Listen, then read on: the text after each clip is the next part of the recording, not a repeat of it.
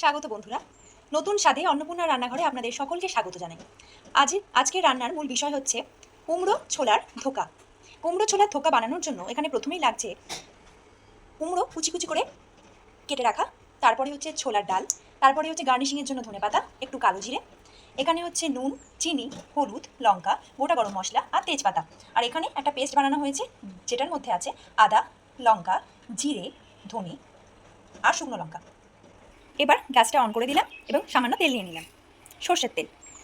এবার এখানে দিয়ে দিলাম একটু কালো জিরে। এবার কুমড়োটাকে দিয়ে দিলাম, নিয়ে একটু ভালো করে নাড়াচাড়া করে নিলাম। এবার দিয়ে দেবো একটু নুন আর একটু হলুদ, নিয়ে ভালো করে নেড়ে নেবো, আর একটু লঙ্কা গুঁড়ো আর একটুখানি চিনি স্বাদ মতো। এটা একটু নাড়িয়ে চাড়িয়ে আমরা জল ঢেলে দেবো, নিয়ে ঢাকা দিয়ে দিলাম। ঢাকা দিয়ে এবার 5 মিনিট মতন একটু সেদ্ধ হোক। এবার এটা আমাদের হয়ে গেছে, মানে সেদ্ধ হয়ে গেছে। এবার একটু হালকা করে ঘেটে নেব। এরপরে বেটে রাখা ছোলার ডালটা এর মধ্যে দিয়ে দেবো। এবার ভালো করে কষিয়ে নেব ততক্ষণ না মিহি হয়ে যাচ্ছে। জলটা না শুকিয়ে যাওয়া পর্যন্ত আমরা একটুখানি নেড়ে নেব। এবার ভালো করে রসটা শুকিয়ে গেছে। এবার আমরা একটা থালায় এটা উঠিয়ে নেব। এবার থালায় ভালো করে তেল বুলিয়ে নেব, নিয়ে এবার এটাকে এখানে রেখে দেবো। নিয়ে ভালো করে চাড়িয়ে ঠিক করে নেব। এবার এটা চাড়িয়ে ঠান্ডা করে নেব।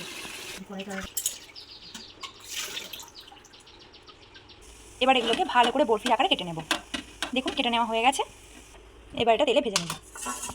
এবার কড়াই আমরা তেল দিয়ে দিলাম, তেলটা একটু গরম হোক। এবার একটা একটা করে দিয়ে দেওয়া হোক।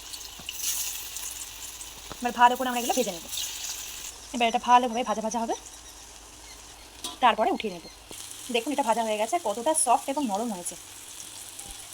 এবার যে তেল আছে ওতে আমরা যে পেস্টটা করেছি সেই পেস্টটা দিয়ে দেবো।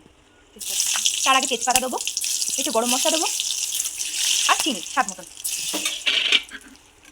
এবার আমরা বাদাম আর টমেটো দিয়ে যে পেস্টটা করে রেখেছিলাম সেই পেস্টটা দিয়ে দেবো।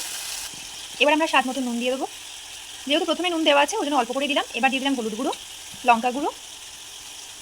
এবার আদা, জিরে, ধনে আর শুকনো লঙ্কার যে পেস্ট ছিল সেটা দিয়ে দিলাম। এটাকে ভালো করে কষাতে হবে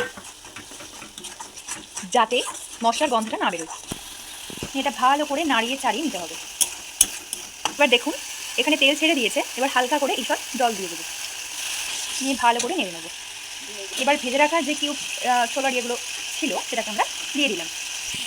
এবার আমরা ধনেপাতা দিয়ে দেবো, নিয়ে গ্যাসটা আমরা অফ করে দেবো। এবার সামান্য ঘি আর গরম মশলা দিয়ে নামিয়ে নেব। আর এখানে অবশ্যই কিন্তু সানরাইজের গরম মশলা ব্যবহার করা হয়েছে।